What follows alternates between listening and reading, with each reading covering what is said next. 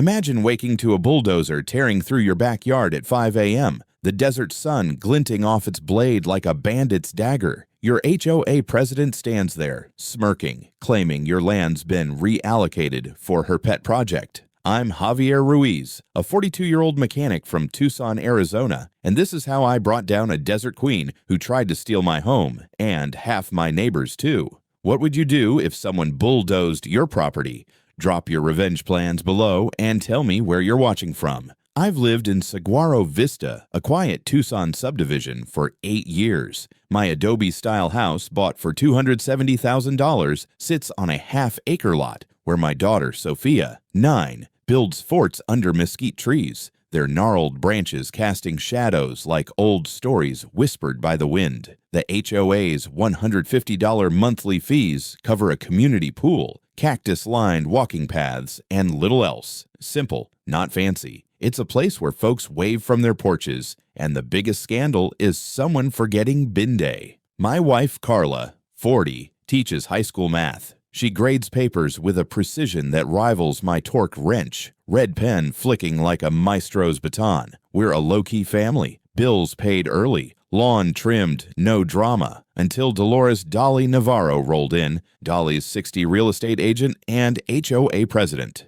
Picture a scorpion in pearls. Her smile's sharper than a cholla cactus, and she has the warmth of sun-baked asphalt. The type to fine you $200 for a mailbox shade off her approved pallet or measure your grass at dawn with a ruler. Her power suit never has a speck of dust, even in the desert. Last Saturday, I'm sipping coffee, the scent of desert sage drifting through the kitchen window, when a roar shakes the house like a lowrider's bass. I rush outside. A bulldozer is clawing into my backyard, tearing up the ground like it owes her money. My chili garden, obliterated. Sophia's sandbox, crushed. Her plastic toys are strewn across the dirt like broken bones. Dolly stands there, sun hat tilted, holding a surveyor's map like it's the 10 Commandments. Javier, she says, syrupy sweet. This land's been rezoned for our new $2.5 million clubhouse. Didn't you read the fine print when you bought? The air stinks of diesel and betrayal. I glance at my property line, now a churned pile of red dirt. Carla rushes out, Sophia clinging to her leg, barefoot in the dust. Her fort's sticks are scattered like broken promises. I sprint inside and grab my deed from the safe. The paper's crisp, stamped 2017. This is my land, Dolly. I own it. She laughs, a grating sound like gravel in a gear. Your deed's outdated. Saguaro Vista annexed this per our updated plat map. Then she slaps a $300 fine on my truck's windshield for obstructing community progress and threatens a lien if I don't comply by Monday. Around us, neighbors gather like witnesses to a public hanging. Mr. Lopez, 70, stands frozen with his morning paper. The Kim family stops mid-watering their agave. Mrs. Delgado peers over her ocotillo fence, her face tight. But no one speaks. Their silence presses on my chest heavier than the desert heat. That night, the kitchen feels smaller than usual. Carla's grating pen stalls mid-equation. Her chamomile tea's gone cold. Sophia curls on the couch, her eyes puffy, clutching a crushed sandbox toy. Maybe we should sell, Carla whispers, voice cracking like dry mesquite. I'm a mechanic. I fix busted engines. I don't back down from rusted bolts or cracked pistons, and I sure as hell won't let Dolly steal my daughter's home.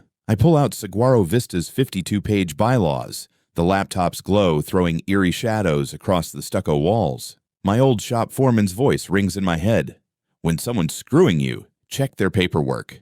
That's where they trip. Monday, I head to the county recorder's office. The air smells of mildew and paper. I find Clara, an old high school friend turned clerk, behind the counter. She pulls the records. My deed? Solid. Dolly's updated map? Forged. It's backdated to last month with a notary stamp from a guy who retired in 2020. Then the kicker. Arizona law requires a 75% vote for HOA land rezoning. No vote ever happened. Clara leans in. Javier, Dolly's done this before. 3 lots in Desert Bloom, HOA, vanished just like this. She's tied to Vista Properties, run by her cousin, Ramon. They're eyeing a $10 million clubhouse and retail strip on your land. Tuesday, I meet Ruben, a retired city planner. We huddle in a greasy spoon diner, the scent of hash browns and burnt coffee clinging to the vinyl booths. "This is textbook fraud," he mutters, squinting at the plat map.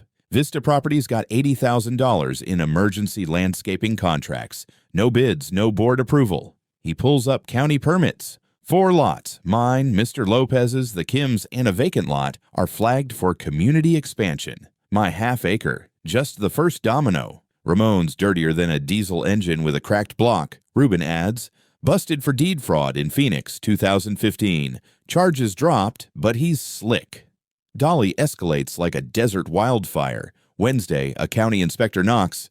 "Zoning violation," he says. I show him the deed. He frowns and leaves, muttering about political complaints. Thursday, Carla's principal gets an anonymous call saying she's causing unrest. Friday, I find my tires slashed, the rubber smell sharp in the 100-degree heat. Sophia discovers a note in her sandbox. "Leave or lose everything." That night, I install a $50 security camera, red light blinking like an angry eye. It catches Ramon at 3 a.m., spray painting "trespasser" on my fence. His SUV's plates are clear. Saturday, Carla's done crying. "We're fighting," she says. Her teacher brain kicks into gear. She color codes our evidence, deeds, forged maps, camera footage into a 3-ring binder like it's an AP final. I contact Lena Vasquez, a Tucson Tribune reporter who specializes in HOA corruption. Over carne asada tacos, Lena flips through our binder with practiced eyes. She digs into Vista Properties bank records. $150,000 of HOA funds funneled into Ramon's shell companies, labeled as maintenance fees. Her eyes narrow. This isn't just theft. This is organized embezzlement. Sunday, our house becomes a war room. Ruben, Lena, Carla, and I map out our moves. The HOA meeting is Tuesday. That's our D-Day. Carla suggests we go door to door, get around Dolly's censored emails. We print handouts with forged maps, stolen funds, and legal citations. By sundown, 27 out of 30 households pledge to attend. Mr. Lopez clutches his lemonade. She fined me $400 for flying my flag. The Kims reveal Dolly threatened foreclosure over a $200 late fee. Mrs. Delgado sobs. She fined me $500 for unauthorized succulents. They were my husband's favorite. He passed last year. Monday. Things get uglier. My water line is cut, flooding my driveway. Sophia's school gets a tip that I'm unstable. CPS checks our home. They leave, apologetic. The camera catches Ramon tampering with my mailbox. The note reads, "Last warning. Lena uncovers $20,000 paid to a PR firm hired to smear us." Fake flyers appear on neighbors' doors claiming I'm suing the HOA to lower property values. Mrs. Delgado gets a phone call. "Side with the troublemakers and we'll freeze your Social Security." That night, we rally more allies. Mrs. Delgado brings her nephew, Mateo, a paralegal. He reviews our evidence, eyes scanning like a lawyer on caffeine. Dolly's breached fiduciary duty. She's toast. Juanita Perez, a retired librarian, shows up with dusty binders. HOA minutes from 2018, where Dolly blocked audits 3 times. "She fined my son for parking overnight," Juanita says, fists trembling. "He was home from college." Tuesday morning, a fake eviction notice appears on our door. Carla gets another fake call at work, this time accusing her of union agitation. My shop is hit with a surprise inspection. Nothing found. That night, my camera catches Dolly herself, sneaking onto the Kim's porch, planting a fake foreclosure sign. Her sun hat is unmistakable. Tuesday night, the HOA meeting feels like a high-noon duel. The community center buzzes with whispers. 27 households pack the room, folding chairs, creaking under the weight of frustration. Dolly enters, all-power suit and perfume, oozing confidence. "Let's begin," she says, "with our visionary clubhouse plans." I rise, holding my deed. "Point of order," I say. "We're here to address fraud." Ruben projects the forged plat maps. Lena shows bank records. Carla reads the timeline. Mr. Lopez shouts, "You find my flagpole to fund your cousin." The Kims demand a vote. Juanita reads minutes. Mateo cites Arizona law. Dolly's face turns redder than a July sunset. "This is slander," she screams. Mrs. Delgado stands with a photo of her succulents. "You stole from all of us." The vote? 26-4 to remove Dolly, 27-3 to demand restitution. Ruben hands her the demand letter. Lena's photographer snaps her meltdown. Then a sheriff's deputy steps forward. Dolores Navarro, you're under arrest for fraud, forgery, and witness intimidation. Handcuffs click. The crowd erupts. By Friday, Lena's article hits the front page. Ramones arrested for money laundering. My footage nails them for federal vandalism. 6 months later, Dolly pleads guilty, pays $150,000 in restitution. Her home is auctioned to cover fines. Vista Properties dissolves. Saguaro, Vista rebuilds.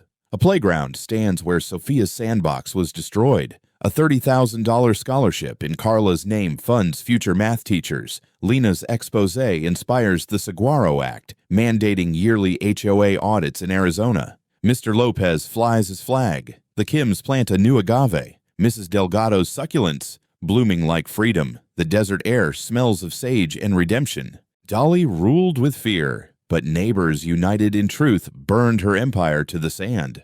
Got an HOA horror story? Share it below. You might be the next story we tell. Subscribe to our channel. Justice tastes better than desert rain. And we're serving it weekly.